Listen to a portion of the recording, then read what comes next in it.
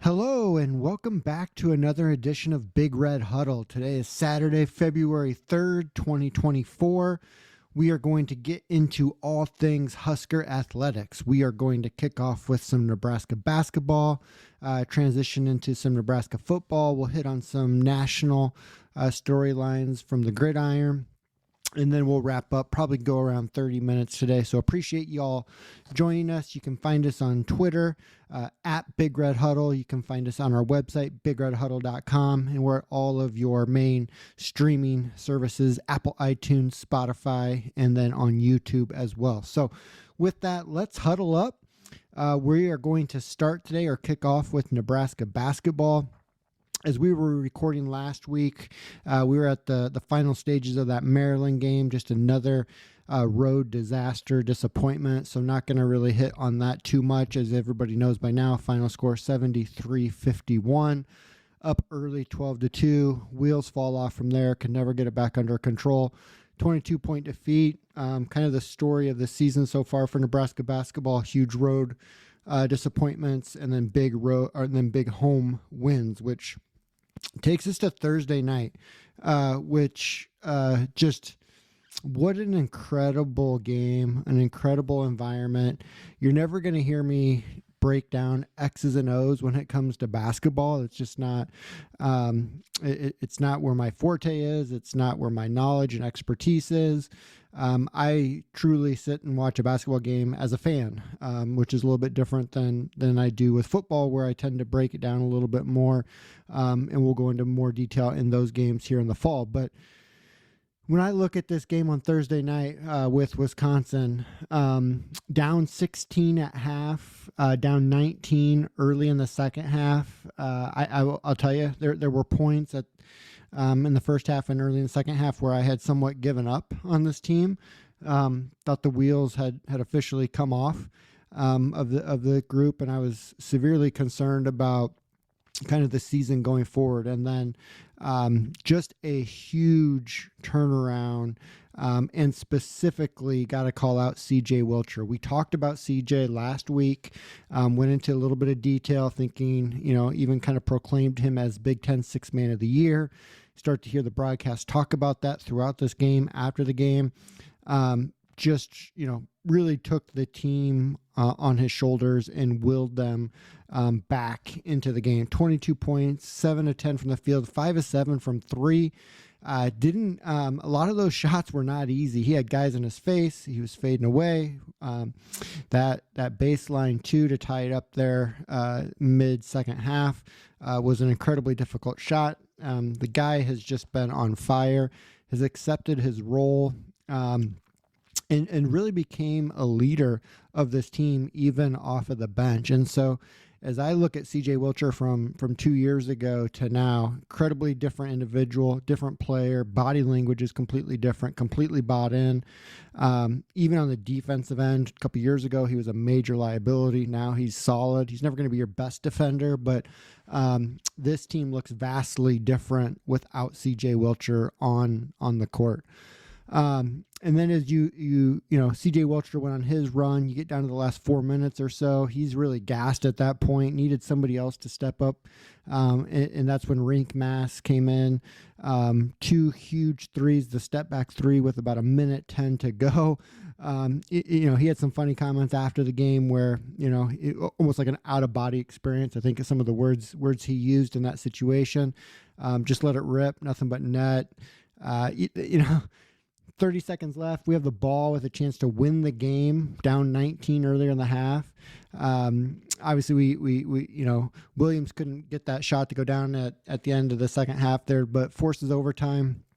And just the mental toughness from this team was incredible. You saw throughout the second half, throughout Nebraska making their run, that stat that kept popping up, Wisconsin was 120-0 this century when leading by 15 plus at half.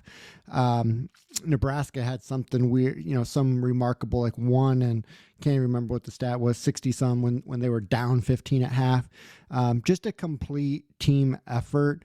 I know I went on last week, talked about Sam Hoiberg and what he brings to the team.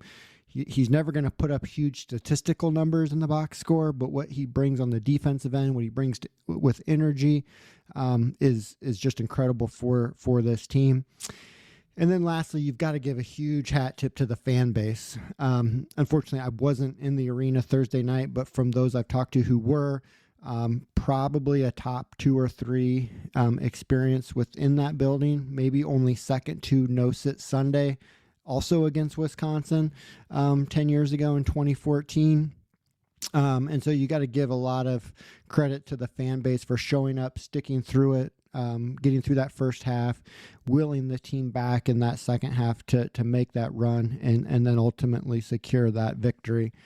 Should also mention Juwan Gary. He was back. I think before the game, Fred said they were trying to limit him to under 30 minutes. He ended up going over that to about 33 minutes all in after the, including overtime. And so just incredibly fun game to watch.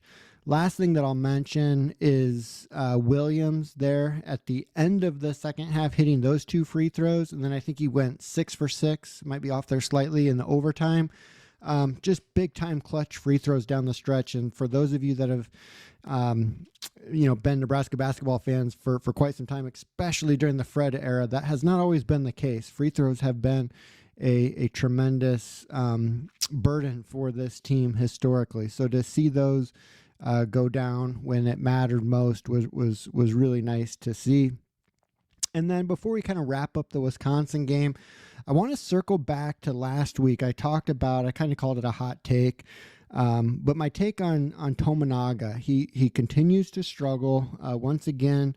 Third game in a row, single digits, just 18 minutes this game, 1 of 7 shooting, did get some good looks. Couldn't get the ball to go down. We're continuing to see him get exposed on the defensive side of the ball.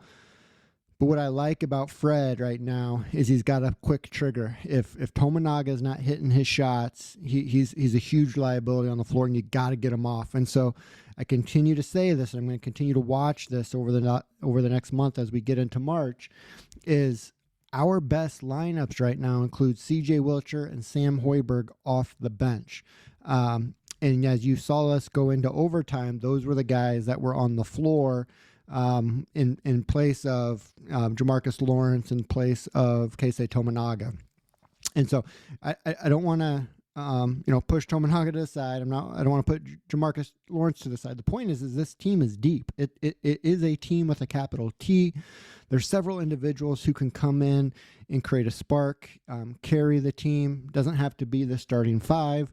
And so on any given night, we've had a rink mask game. You call this the C.J. Wilcher game. Tominaga's obviously had his games. Bryce Williams has carried the team at different points. So it's really, really fun team to watch and follow. And kind of as we wrap up basketball here, we talked last week. We're in the midst of a massive 4-game stretch here where all 4 games are quad 1 opportunities. So that started with last Saturday with Maryland. Not going to go into detail there. Big L. Thursday was the lone home game in this 4-game stretch against Wisconsin. Just a massive win there. And now we've got an opportunity, just a huge opportunity to let it loose. We've got at Illinois tomorrow on Sunday, at Northwestern on Wednesday. If this team, I said this 2 weeks ago, if this team can come out of this 4-game stretch 2-2, it's massive. They're nearly 100% lock for the tournament, minus just something catastrophic happening down the stretch, because the schedule, as we'll talk about here in a moment, just really lightens up.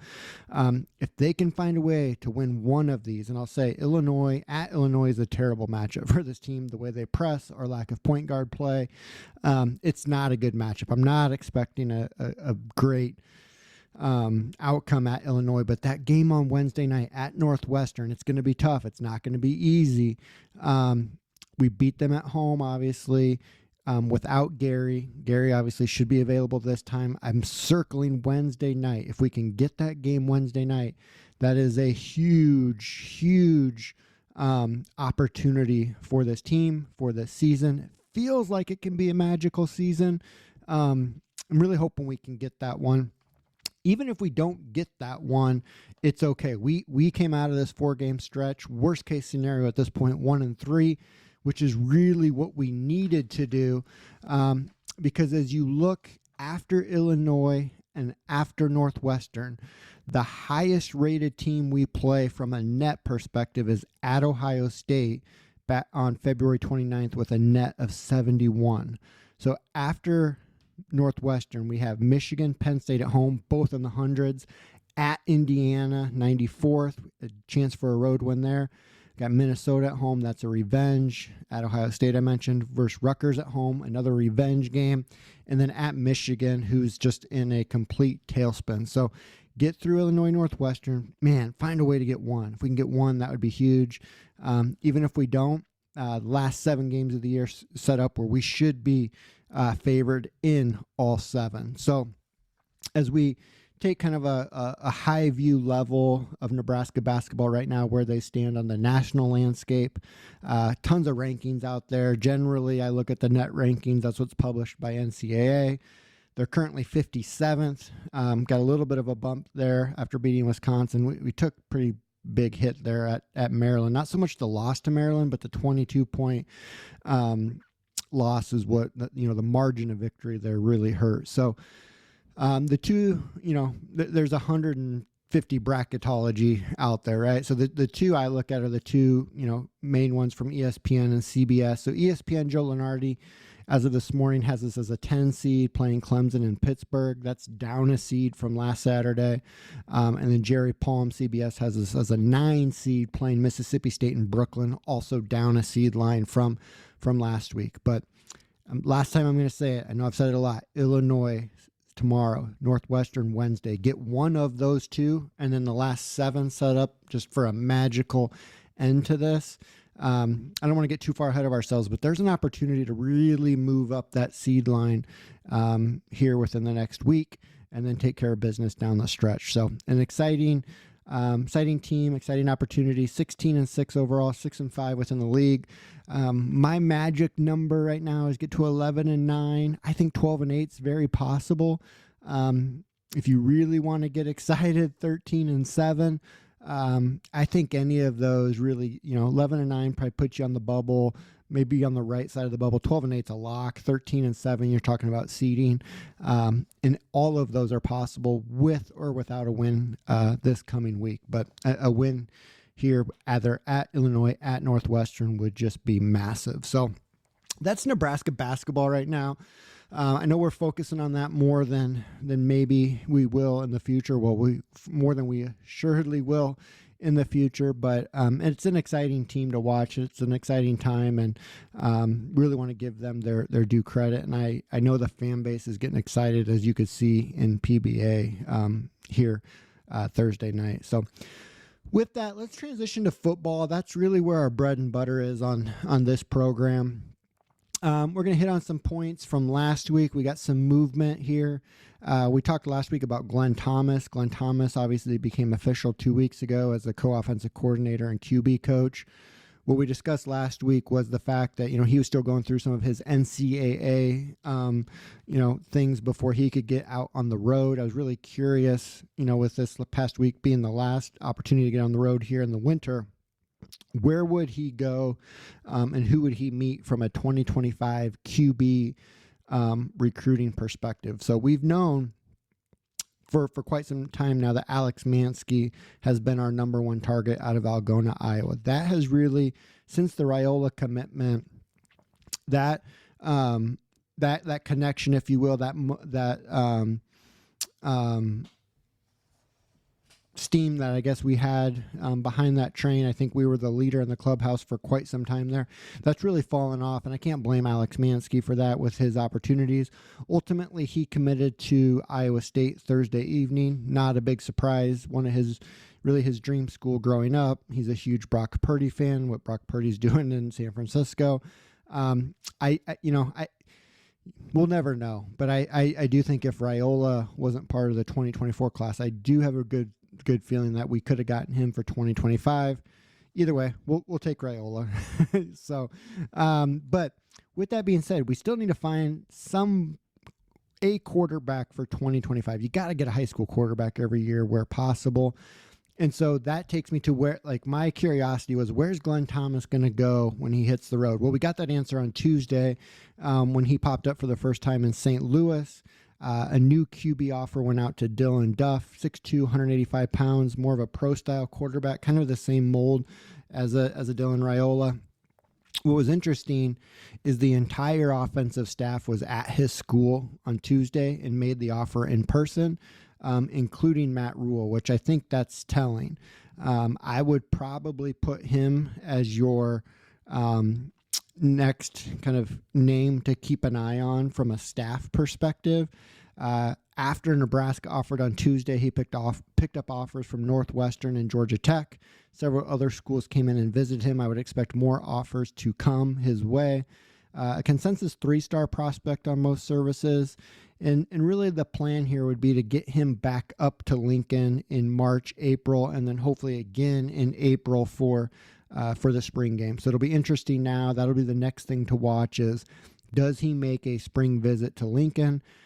He was in Lincoln last year for last year's spring game. So he has been on campus before, but I think he now becomes your number one target at QB. And then on Friday, a second offer went out. Haven't been able to get confirmation if Glenn Thomas was out in California. But Maiden, I'm a Lava. I might be butchering his last name, but I'm a Lava. A 6'3", 185-pound QB out of Warren, California. People may know that name. He's the younger brother of Tennessee's freshman quarterback from 2023, Nico Imalava. He started in the bowl game against Iowa. He's in line to be their full-time starting quarterback this coming season. Kind of a dual threat quarterback. Really impressive in that bowl game against Iowa. I know those in Knoxville are really excited about Nico going forward. Nico is a consensus 5-star in 2023. Maiden's more of a consensus 4-star, top 200 type of prospect. He does have offers, though, from the likes of Auburn, Cal, Colorado, Miami, Ole Miss, TCU, Tennessee, among others. So he's a big-time prospect out of California. This relationship, at least, from a Nebraska perspective, we'll have to kind of wait and see where this evolves, where this goes.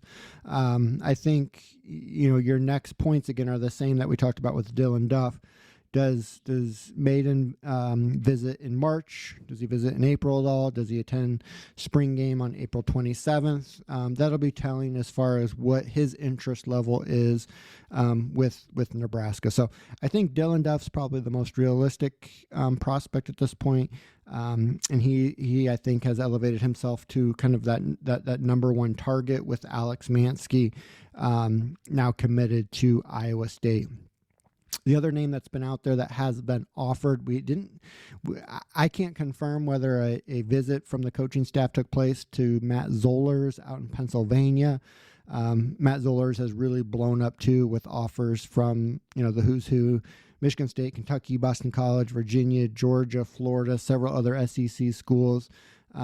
He was a big time prospect that appeared to be headed to Penn State before Penn State picked up a commitment from a different quarterback a few weeks ago. So didn't see, at least get confirmation publicly about Glenn Thomas visiting Matt Zollers. We do know that he's another quarterback that has an offer out there. So we'll continue to monitor that name as well. And then, like we talked about last week, it's going to be tricky for 2025 when you bring in not only Raiola, consensus 5-star, number 1, number 2 QB, and then also another Elite 11 and Danny Kalin, which is a local product. You're going to be recruited against pretty heavily and aggressively within the 2025 kind of group of QBs. And so while I do think you need to find one and you need to do what you can to try to bring in a high school quarterback for 2025, the transfer portal does give you a little bit of flexibility there. It's not a must. I think it just helps you with your class holistically and overall. when you can have a headliner at QB and then start to build around that. So we'll continue to monitor that. QBs generally come off the board early in the spring before some of the other commitments start to follow in May and June. So I think Nebraska, if they could have it their way, they would get a commitment from a Dylan Duff, a Maiden, a Malava here earlier than later, and then start to build the 2025 class around them, which they've got a really good head start on that 2025 class. Last thing I would say on QBs, and we talked about this a little bit last week as well, just to, we've only got 3 scholarship QBs currently, that obviously Raiola and Kalen coming in this spring, and then Heinrich Harburg, which is kind of the grown man in the room. I would like to see that room get to 4 before we get to fall practice. I'm really curious to see what that spring portal season looks like here in a couple months. Does Nebraska go after a more experienced QB to come in and be, most likely a Raiola backup? Or are they comfortable with rolling out Raiola, Harburg, and Danny Kalen? That makes me nervous personally. I'd like to see a 4th, but I also recognize the difficulty in bringing in that right type of quarterback who's good, right, but not too good, right? Is he willing to come in, sit behind Raiola, mentor Raiola, and then be there if something were to happen unfortunate with Raiola? So let's see how that plays out here coming up in April. A couple other Nebraska football kind of headlines or emphasis with the spring semester kicking off and in full go now. The roster was updated on Huskers.com. A couple of key points there that came out of the week. Ethan Piper is no longer listed on the roster. He's confirmed with other outlets that he's officially done playing football. Just a horrific knee injury in the win over Northwestern. I think every ligament that you have in a knee was torn. It was always going to be a long shot for him returning to play in 2024. What I will be interested, though, is Matt Rhule loves Ethan Piper. You've seen him talk about him publicly, but privately he just gushes over the guy. I could see Ethan Piper being part of this team behind the scenes, either in some sort of official GA capacity or some sort of like student coaching role. I do think you'll see Ethan Piper with and around this team in 2024, just not on the field. Another individual that's no longer listed on the roster is Kane Williams, former Alabama transfer. He was a safety, played in 4 games in 2023, mostly on special teams, mop-up duty. He was a transfer linked back to Mickey Joseph. They came from close towns in Louisiana, so he's no longer on the roster. And then a couple of position changes, not a lot of surprises here. Rukon Buckley officially moved to the offensive line. This was announced late in the 2023 season. Jeremiah Charles and Bryce Turner are currently both listed as DBs. If you'll recall, throughout the 2023 season, they flipped back and forth between DB and wide receiver quite a bit. Depends on Evan Cooper, Garrett McGuire, whoever wins that day, that coin flip, I guess. But my hope for those two is to settle in a position in spring ball. Are they DBs? Are they wide receivers? Whatever they are, let's get them entrenched. Both are big track guys, and so they haven't played a ton of football. So the more reps they can get in their long-term position, the better. If that's DBs, fantastic. If it's wide receiver, that's fine too. I just want to see them find a spot and stick there. Jason Mashashak is listed on the O-line now. Mason Goldman flipped to the defensive side of the ball. One name that comes up in conversation quite a bit and his question is Isaiah Garcia Castaneda. He is still on the roster. Obviously, he's coming back from his own knee injury. A lot of questions whether he would return and actually play in 2024. Seems like he's going to give it a go. Having on pretty good authority, he was a walk-on last year, obviously with NIL coming with that. So I don't think he changes the numbers at all. But he's another one that I know Matt Rhule speaks glowingly about. So hopefully he comes back strong and can be a contributor in that wide receiver room. And then several walk-ons were removed from the roster, more like 4 or 5 year guys that just hanging it up. Couple names of note: Grant Taggy, Trevin Lubin, Braden Clover, Ashton Hausman. Some of those names you'll recognize from various special team units. But you have 4 or 5 years in college, get your degree. Sometimes it's just time to move on. And then the last thing from roster updates, they do have the incoming freshmen that'll be hitting campus in over the summer on the roster currently. So it's sitting at 149 total. Matt Rhule's on record as saying that we need to be reducing that number quite considerably due to direction from within the athletic department to align more with the Title IX expectations. So this is something I'll be watching closely as we approach spring ball. It's difficult at times to kind of know what a scholarship distribution chart looks like, but if you with NIL and other things, I think we're sitting at around 95 to 100. And so, from a scholarship perspective alone, I think you're going to see, 10 or so guys probably hit the portal after the spring semester or after spring ball.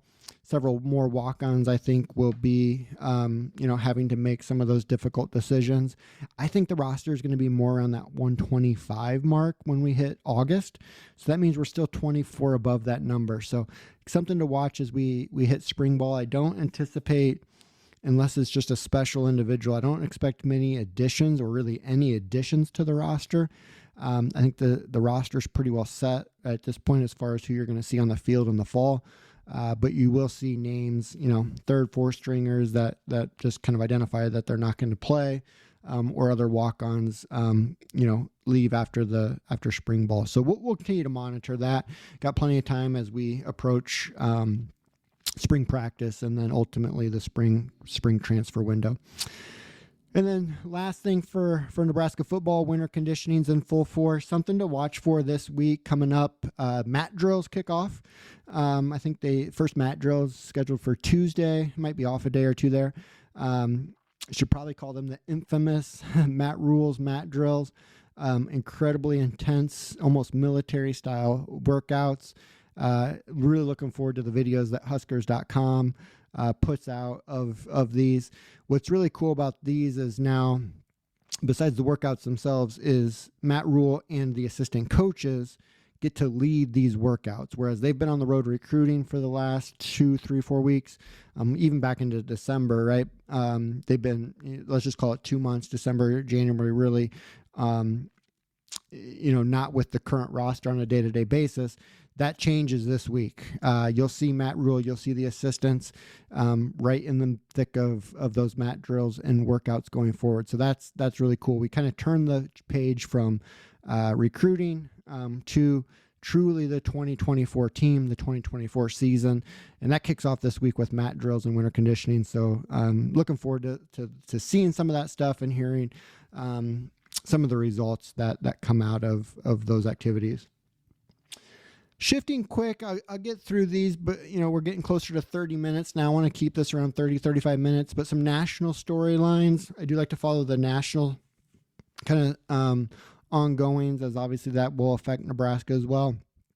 One thing that stuck out to me this week, which might be off some people's radar, is Power 5 head coaches taking NFL coordinator jobs. So not NFL head jobs, but NFL coordinator jobs. So this week, Boston College head coach Jeff Hafley announced he's leaving Boston College to become the defensive coordinator at Green Bay.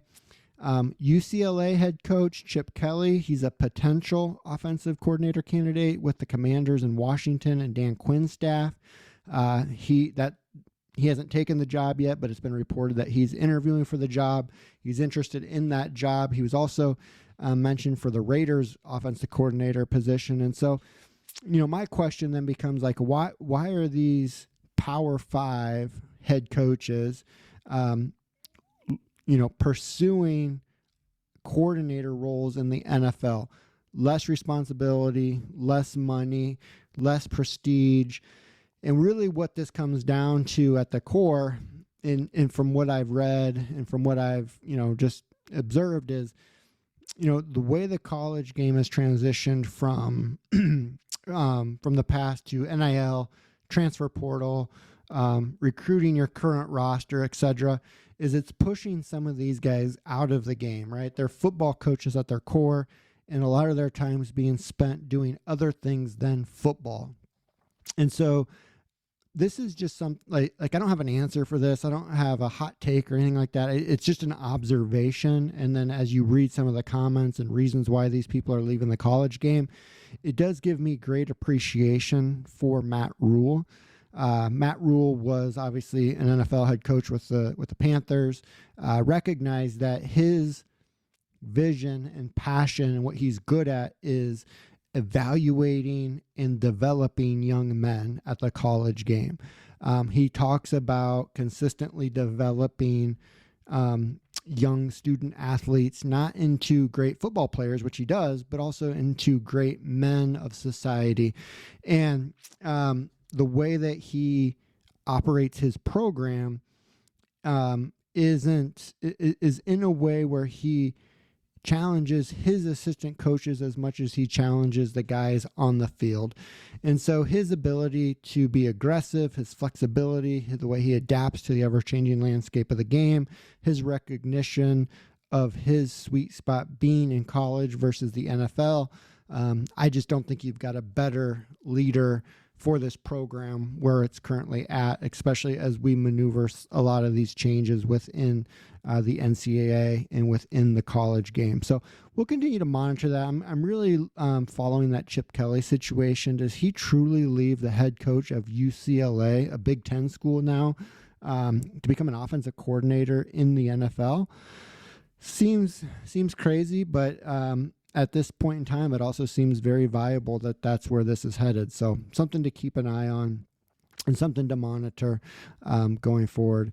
And then last thing on this topic particular, what's interesting is that the two teams that were in the national championship game, Michigan and Washington, now have new coaches.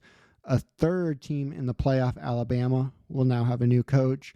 So there's a lot of movement even at the highest level within college football when it comes to coaching. So something to monitor, something to keep an eye on, which brings me into the second national topic, which this was announced Friday, is the Big Ten and the SEC have formed this advisory group or this advisory committee. We don't have a lot of answers at this point, probably more questions than answered, but I'm very intrigued what this means and what could come of this. These are unquestionably the two most powerful entities in college athletics.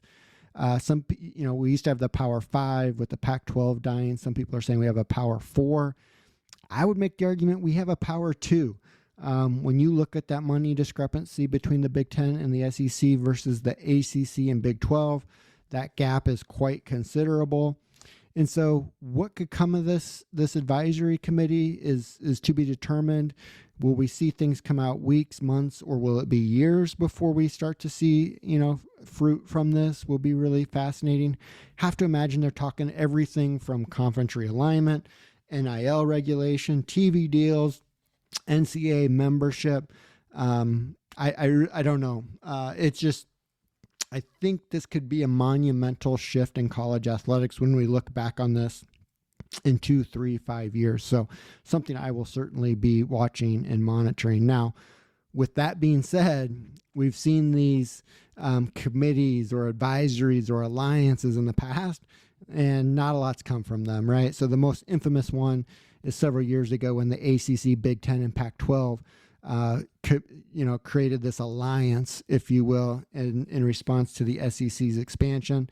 And then a year later, the Big Ten basically squashed the Pac-12 by taking USC and UCLA, and then ultimately Washington and Oregon later. So there's no guarantee that anything will come of this. It's no guarantee that this will be successful, but I do think it's an interesting and good first step in getting unity and consistency within the big players of college football, college athletics. And so I will be really keeping my eyes on that going forward. So with that, I think we're up over 35 minutes at this point. Really appreciate you sticking with me through the last 35 minutes. If you've got any feedback, questions, or topics that you would like to discuss on future episodes, please do so. If you've got time and are willing, please leave a review on iTunes, Spotify. If you're listening to us on YouTube, A thumbs up, a follow, a subscribe is always appreciated. Certainly helps us immensely. Until next week, we will get back together next Saturday and huddle up once again. Go Big Red. Thanks, guys. Have a great week.